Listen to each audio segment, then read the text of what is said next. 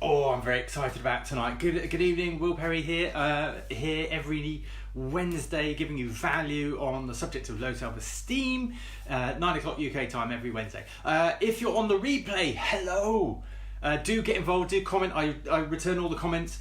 And if you're on the replay, say replay. Don't need hashtag. And say what your favourite food is. I would have said Thai. Love Thai food, but I since going vegan, the fish sauce, it kind of counts that out. So yeah, vegan food. I'm doing the classic. If you saw my pre-video to this, classic cost-benefit analysis. Now, what we want to do with the cost-benefit analysis? Can I do that? I don't know. Anyway, sorry. So cost-benefit analysis, you might think that's the most dull, boring. I certainly do. I wouldn't, inflict that on you. But this is one with a difference. And I've been cutting out shapes and crafting. So I'm very excited for that. No pictures, all crafting.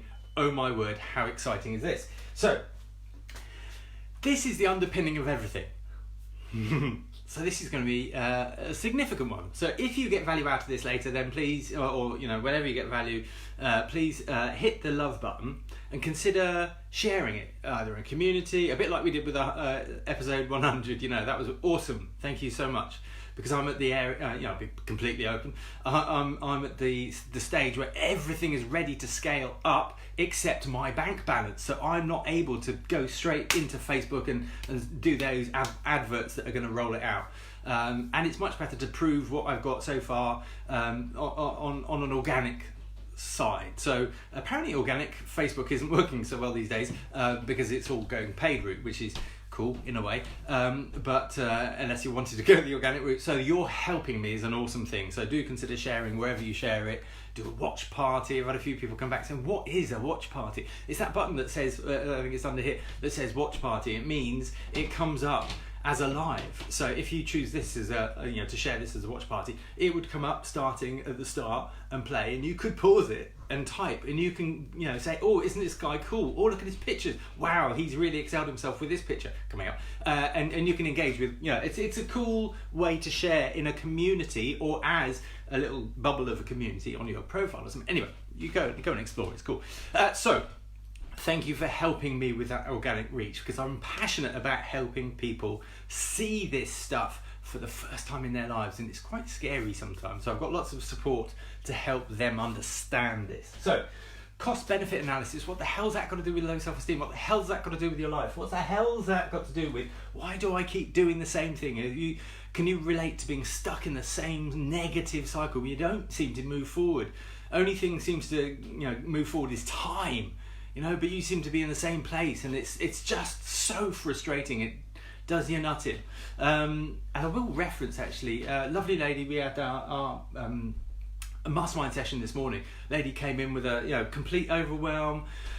The job difficulties, the ex difficulties, the concerns about the children, the dog injuring itself, the just things getting on top. So then the crazy shifts at work, unpredictability at work, and then on top of that you come back and you sleep because you're bloody tired, or you got mountains of housework to do, and you're just not moving forward. And she's got her own business and she's just not moving forward in that, and it's complete overwhelm and it's meltdown and it's just too much. So you don't do it, you go into procrastination, and then when you hit procrastination, it just builds up even more, and it just compounds. So can you relate to that? So how does cost-benefit analysis fit to that? I'm not going to call it cost-benefit analysis anymore, I don't think. But let's try this out, because I want to really help you see what's holding you back, what's keeping you in those cycles. And it's a really simple thing. I'm not a mathematician or anything. I'm not a statistician. I'm not one of them. Okay. So cost benefit in the most basic terms, if the benefit, which is the good, outweighs the cost, which is bad, then that's the way to go. You're in profit. So if you're in a business, the profit you get is more than what it costs to do whatever it is you need to do to make that profit. Then if it's going this way, happy days, If it's going the other way, and you've got, see how good this is? Wow, I'm so excited by this. If it's the other way, see how I did that? You barely noticed. Brilliant. If the cost is outweighing the benefit, you think, why the hell are you doing it? Why would you do something like that that's costing you? And that could be costing you emotionally, it could be costing you financially, it could be costing you both financially and emotionally. Why would you continue to do that?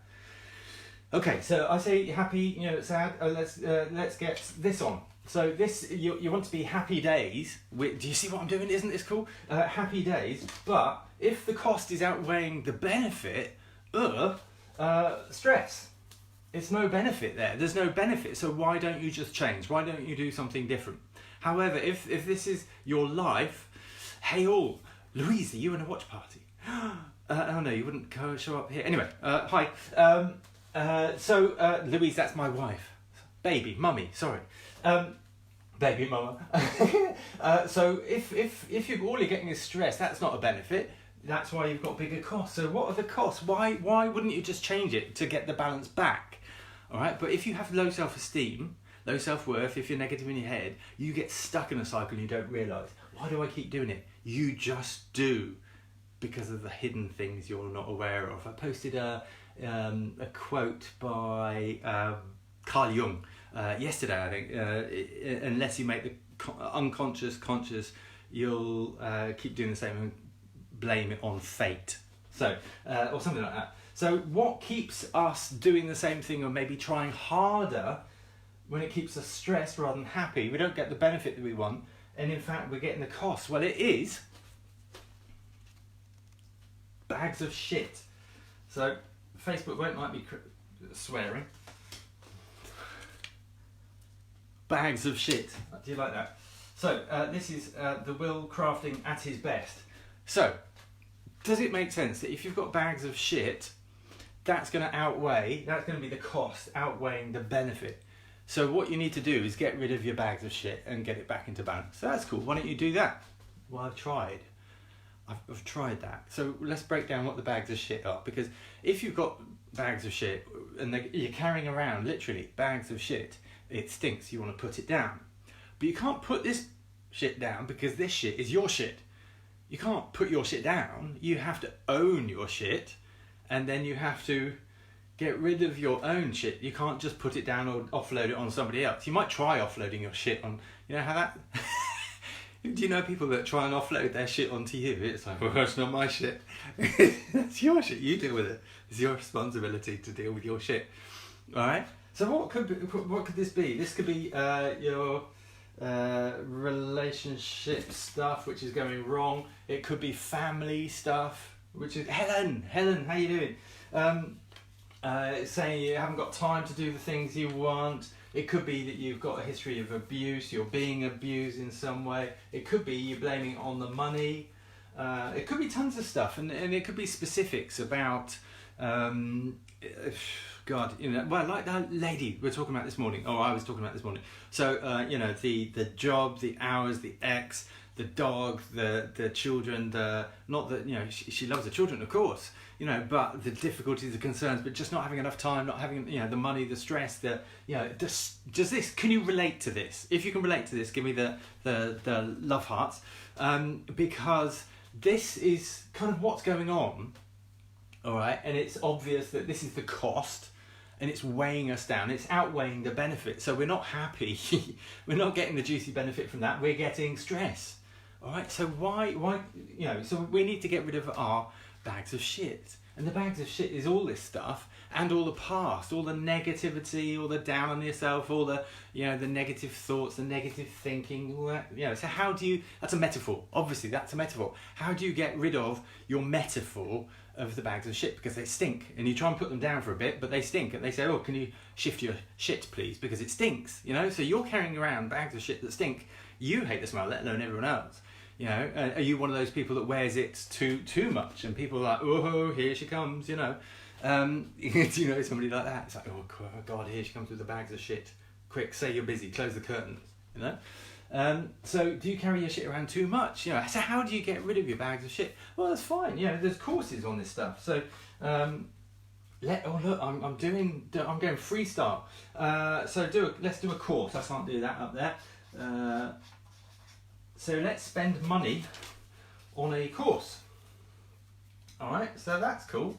Now, I'm sure if you've watched this, or if this is the first time that you've come across me, that you're watching me, I'd love you to put first time in here, because it's interesting to see, but that's part of the organic reach stuff.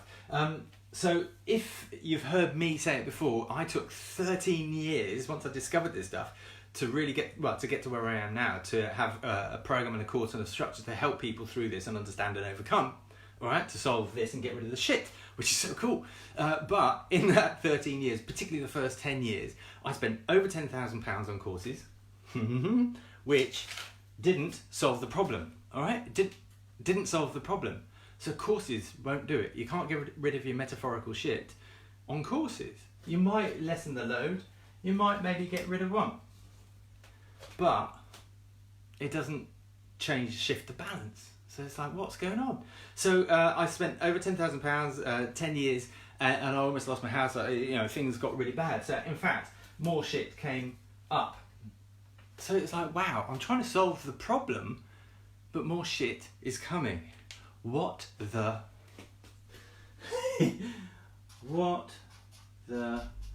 F is going on?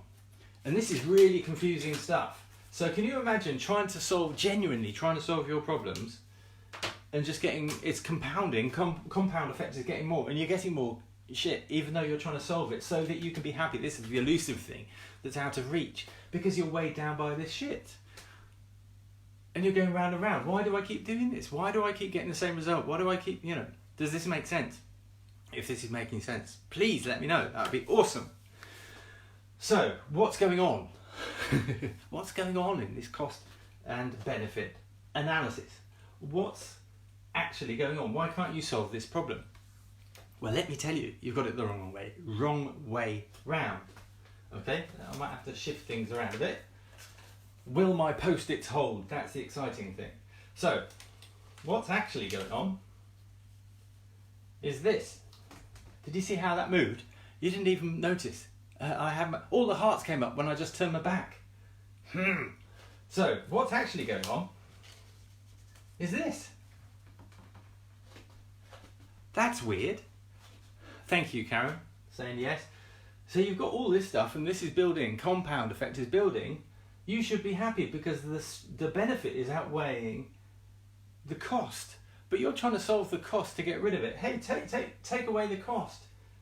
It's still going down this way. How can that be? Because you're certainly not happy, you're stressed. So scratch your head time. What the hell's going on? What benefit am I getting that outweighs the cost of all the crap and negativity and stuff that I have to deal with, and stress and dogs and cats and gardens and exes and husbands and stress, overwhelm, procrastination, stress, anxiety, all these difficulties. What the hell is going, failure, fear of failure, what the hell's going on? What's down here? What benefit am I getting? What benefit am I possibly getting to make this seesaw go this way? Has anybody got an answer? Have you got an answer yet? Because there's a juicy benefit that you're getting. I've got my hands in the pockets, I'm waiting. There's a juicy benefit that you're getting without realising it. It's a juicy one. You see, there's an apple. I tried to make that like juicy, but there's a juicy benefit you're getting that outweighs the cost of all this shit. How can that possibly be? Because you're not happy, you're stressed. How can that possibly be? Have you got an answer? Have you got anything coming to mind? Because this is uber cool. I'm not being modest. That might sound really arrogant. This is uber cool. So if you've got all this shit going on, and this is your shit, all right? So this is, be aware of it. You know what it is. All your shit, that's heavy. The cost of that is real. And you had it that it was that way. But I'm saying it's this way. And did you see how the seesaw tilted without you perceiving it even? It's very clever. High technology. But you're not happy. There's not a juicy benefit going on at all because it's crap. You're not happy. But Will is saying there's a juicy benefit here. What the F is the juicy benefit? Let's get that one and say, what the F is that juicy benefit, Will? What are you talking about? You're clearly mad. Do you think I'm mad? Right. So when nobody likes to be wrong, You know, we all like to be right about anything. Nobody likes to feel wrong or feel stupid or feel an idiot or anything like that. Nobody likes to be made a fool of. Am I right about that? Well, tell me I'm wrong. Magic. Magic. So, there's obviously something really heavy tipping the balance, but it should be in the good. This is the benefit side, so this should be the good side. So, what is it? And I'm saying it's a juicy benefit. Juicy meaning really good. You know, it's a real juicy benefit. So we don't like to be wrong. We don't like to be wrong. Everybody likes to be right, okay? But sometimes when we make other people right, like it's all right for them, they're all right. We you know, they're all right, they're good, they're fine. Poor me, I'm the one that gets to be wrong. I'm not good enough. I'm not good enough. I'm not clever enough. I'm not smart enough. Does that make sense? Where am I going to put these? Where am I going to put these? What the hell's that got to do with the juicy benefit? Okay, this goes down to core belief, all right, which is the foundation of life. It's self-esteem, all right, the foundation of life. This is what I always talk about, you know, the foundation of life. I use the analogy of a house, or, you know, your core belief about yourself. If I ask somebody with healthy self-esteem, it's like, yeah, you know, I'm not this, I'll hopefully be modest, not arrogant, but, you know, a good balance of, yeah, you know, I'm all right, you know, yeah, you know, it's taste, and, you know, hopefully they'd be modest, but, you know, they'd be all right about themselves. And if you tuned in, well, let me use a prop. If we tuned into your thinking, just a minute, I'm a doctor, don't worry. If we tuned in, just a minute. Oh shit. Right, that's not good. That's not healthy. Sorry. The way you were talking to yourself, wasn't healthy. That's not healthy at all. People with healthy self-esteem, they're positive about themselves. They're not ones that sabotage and talk down on themselves. So, oh yeah, there's a problem there. So how can this possibly be a benefit? Yeah, I'm building this up. I like it. I'm excited. So if you're down on yourself, which is what low self-esteem is, down on yourself, all right, there's no benefit there. It's like horrid. It's the worst thing. But this isn't this stuff. This is the superficial stuff. The core belief is down here, and that's the really strong one, the really deep one, the really hidden one that you're not aware of on the surface. The surface stuff is all this stuff, all right? You're really aware of that. You can see that. You evidence that, but you don't evidence this. How could it be a positive? Well, we all like to be right. All right, you get to be right that you're wrong. Oh, I just feel emotional. You get to be right that you're shit, that you're not good enough, that you're crap, that you're worthless, that nobody wants you, that nobody loves you, that you're unlovable, that you're stupid, that you're thick, that you're ugly, that you're disgusting. All right, you believe that to your core. You believe that to your core, whatever it is, whatever I've said that resonates, or what you're saying to yourself now. If you have low self-esteem, you get to be right about being wrong. All right? Your core belief outweighs everything else. It's a shocking thing. It's a shocking thing. Because it outweighs everything. All right? People go to war about strong beliefs. I said this last week. You know, do they not? Well, you go to war in here and you don't realise because it's been going on for so long. It's like that farmer and the smell not registering. You get to be right about making yourself wrong, and you get to be right about making other people right. So you get to be right there as well, because nobody wants to be wrong. And you're so convinced, maybe you convince other people that you're shit, you're crap, you're not good enough, you're not, you know, you try and convince other people, and other people can't quite see it. Other people say, no, you're not. Ever been confused by that? Why everybody says you're so lovely, oh my gosh, you're so kind, you're so giving, you do everything for everybody, you're so amazing, I wish I was like you. And you're going, what the fuck? I'm not, I'm the most worthless, crappy person. Are you kidding me? You're lying, you're just trying to get something, you're saying, you undermine everything they say, everything they've ever said, anything positive, because you're juicy benefit of that is that you get to be right, that you're wrong, that you're broken, that there's something missing, that you're not good enough. Now, why would that be a juicy benefit? Okay, because you can't get to be right about being right. Because you don't believe that. That's not your core belief. You get to be right about being wrong.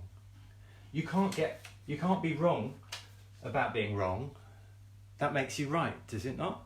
Two wrongs make a right. So you get to be right about being wrong. So if your core belief is that you're broken in some way, that something's missing, which is, the summary of low self-esteem, you're going to have a bundle of shit that you're going to try and focus on and solve here. Guess what? If I take away all of this, does the seesaw suddenly go, phew? No. Oh fuck. You're fucked. You're proper fucked. That's the Cornish vernacular. You're proper fucked, my cocker. Proper fucked. Alright? Do you get that? This is big. Alright?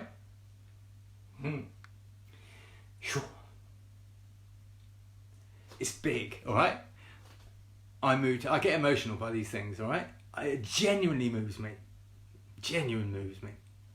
Yeah, don't worry, Rachel, you're all on the replay and stuff. If I take away all your shit, all your worries, all your money, all your relationship issues, all your past, your abuse, if I take that all away, will the balance come up? No, because your core belief is that you're shit, there's something wrong with you, and you get to be right about being wrong, and that's a juicy benefit because we all like to be right. You like to be right that you're wrong. Light bulb moment. Whoa.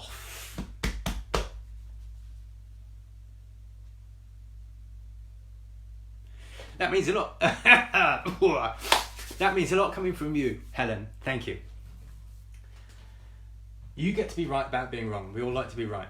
You can't be wrong about being wrong. Two wrongs make it right. And you can't be right about being right.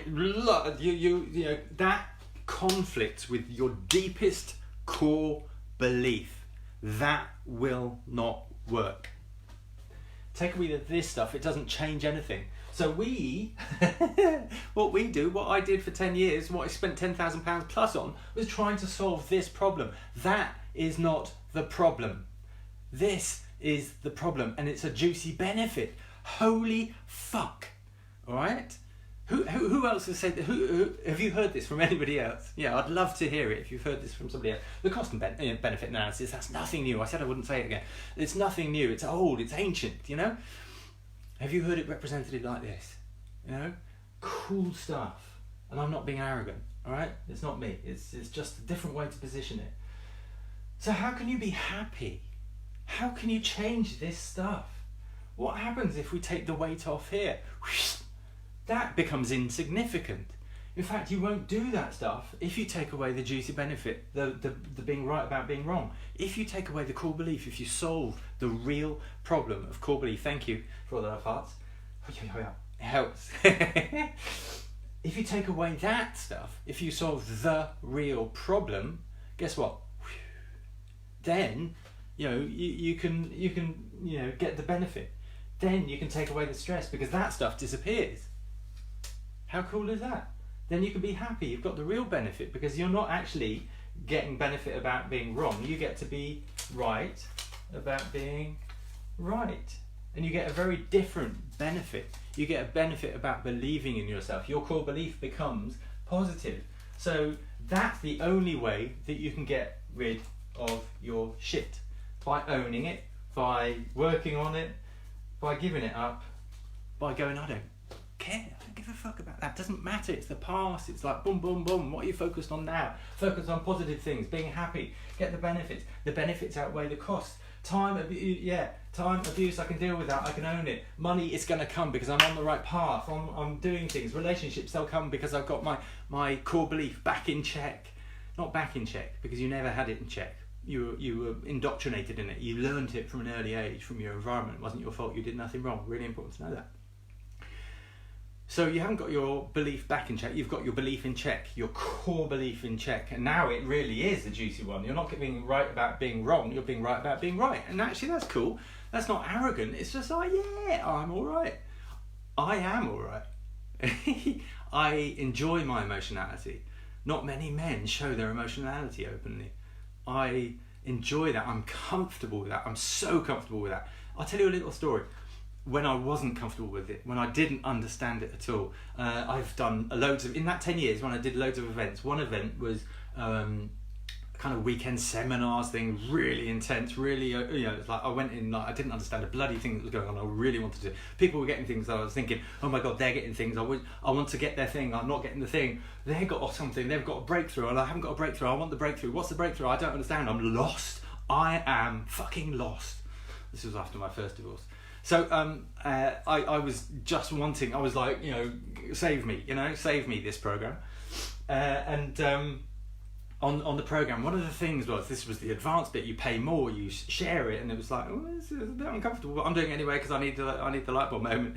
And what I did was, there was an exercise when you look. Have you ever done it? It's freaky. It's about silently choosing a partner. Everybody doing it, a whole room of 100 people, and you just stare at each other in the eye. Not stare, or not trying not to blink, but.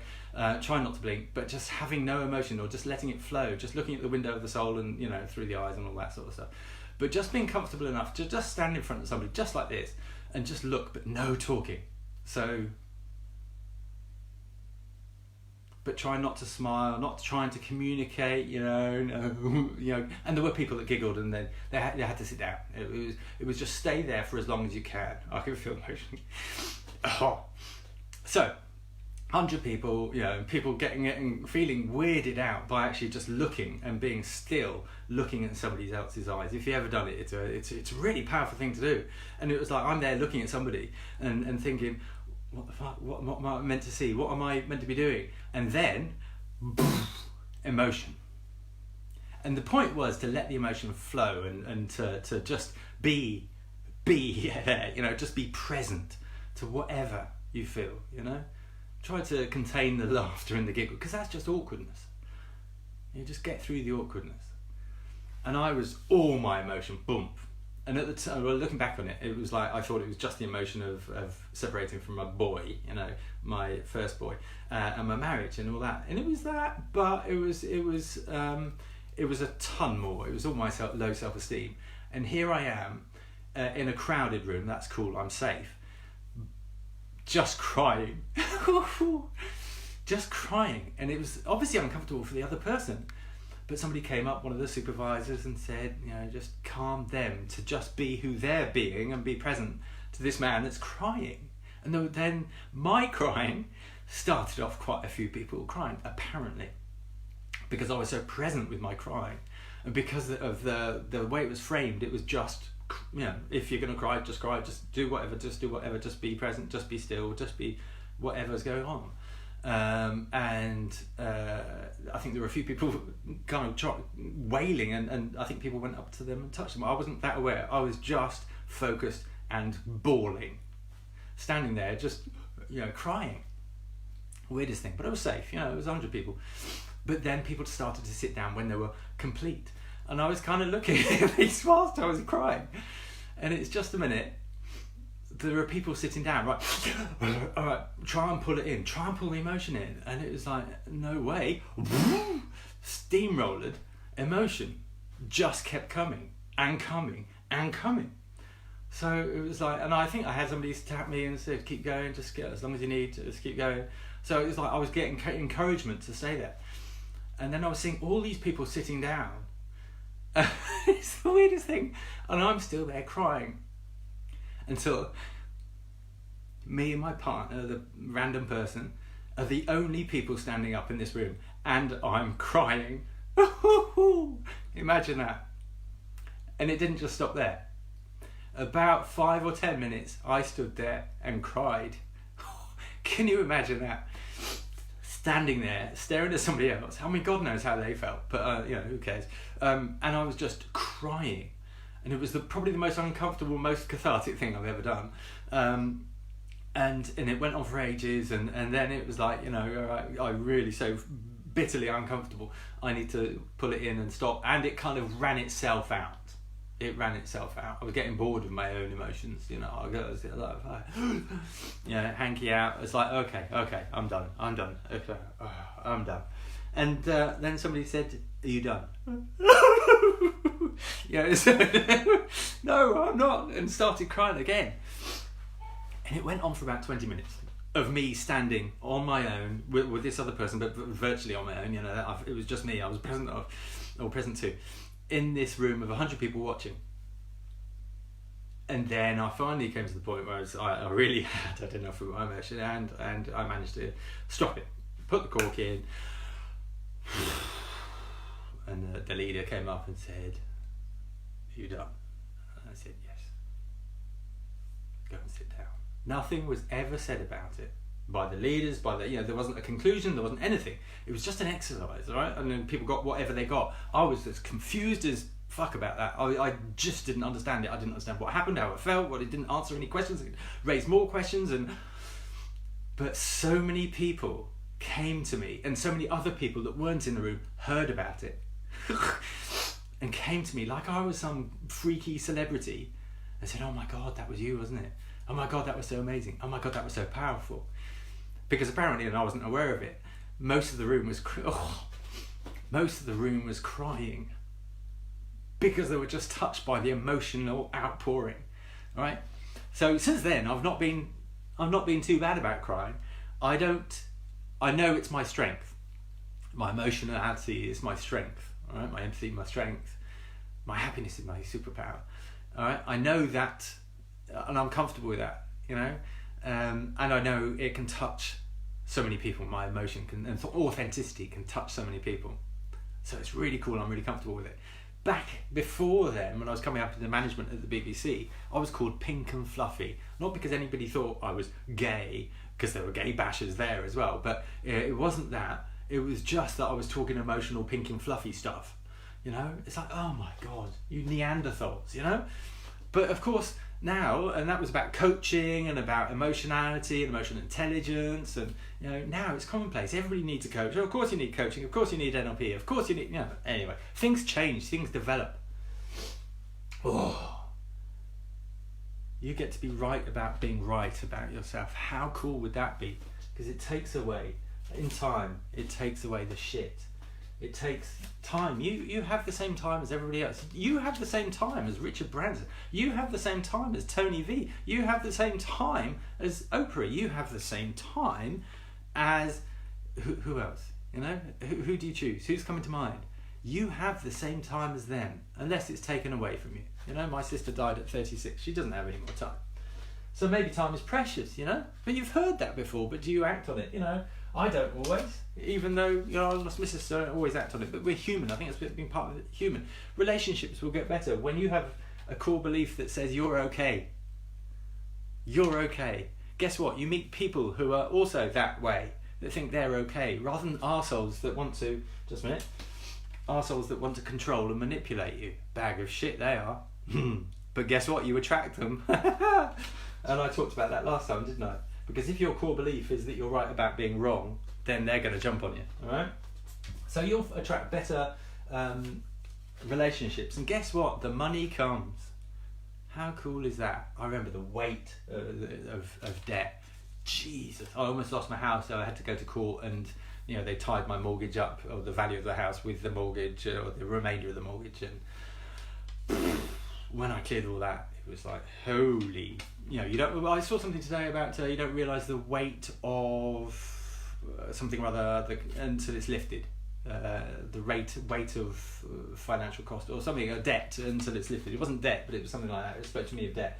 Until you're out of debt, you don't realise the cost on you of the debt and the stress and So money will come if you're focused on the positive thing. You've got the right positive beliefs. You can do anything. Emotional one, because this is the core of everything. All right, this is the core of everything. So if you have low self-esteem, you're proper fucked until you change that. Do you get that? Have I made that really clear? I'd love your comments below, and I'm going to finish in a second, but I'd love your comments below that you really got that. So I saw that I won't bother putting them back on, but I do want to put these on. All right. I saw Jay Shetty. He recently had his first program that he'd just launched, And if you don't know him, he's a motivational speaker, a really cool guy. He was a monk before and he changed his ways, and he's about giving value and goodness and all sorts of wonderful things. Massively big on social media. He did a live about, not about it, but what it's going to give you. You know, there's people about finding your purpose and you know, earning money from that as well. You know, but you know, if you find your purpose, you're right about yourself. The money will come just like that. Okay. Tony Robbins and Dean Gliazzi, I can't remember his name, surname, forgive me. They did a massive, and Russell Brunson did a massive worldwide, massive, huge launch of their product. All right, massive thing, and all these things, all these courses, everything that you can get. Remember what I said about that in that 10 years in the courses. Remember what I said about courses solving the problem. This isn't the problem. If you have low self-esteem, Tony Robbins won't fix it. Jay Shetty won't fix it. Who else? Gary Vee won't fix it. Oprah Winfrey won't fix it. Will Perry will fix it. Oh my God, how cool is that? Now, I'm not saying this with arrogance. I'm saying, or get somebody that's trained in this stuff, somebody that talks this language, because this isn't the problem. So spending the money on that, you will sabotage yourself. And I hope this is hitting home, because this is really, really important. If you're spending the money here thinking, yes, life is going to be good, it ain't. Because if you're thinking you're wrong, if you're still in the frame of I'm right about being wrong, you will sabotage yourself. You will fuck it up. It does make sense, says Katie. Thank you very much. So, if this would help somebody understand why they're going round in negative cycles, not able to earn the money, not able to clear the debt, not able to get rid of the stress, not able to sort of fucking X out, not able to get on top, they're treading water all the time and getting bloody, you know, drowning in it, you know. And self-sabotage, I'm thinking about the 80-foot bridge lady. Not sure if I'm ready to say that story. So you can self-sabotage down to such depths, and depression and all sorts of the grey scale of mental health issues kick in, that you can, you know, self-harm. I've talked about that lots. You can have eating disorders, you know, all sorts of different things, because you're right about being wrong. You believe, it's a strong belief, a core belief. And you can even take your own life. All right, so this is serious stuff. This, I'm not just joking and trying to make money. This is fucking serious stuff. So my 80-foot lady got to that point, 80-foot bridge lady, and she went off the bridge. Now, if you've ever seen that Golden Gate Bridge video, and he said, and he talked to every other person that had committed suicide, and the minute they'd jumped off the Golden Gate Bridge, the millisecond that they'd let go, they regretted it. He said every single survivor he'd spoken to regretted it instantly in that millisecond, and I thought it was so powerful. So I asked my 80-foot bridge lady, did you regret it in that millisecond? She said, no, it was the best feeling I've ever had, the most at peace I've ever been.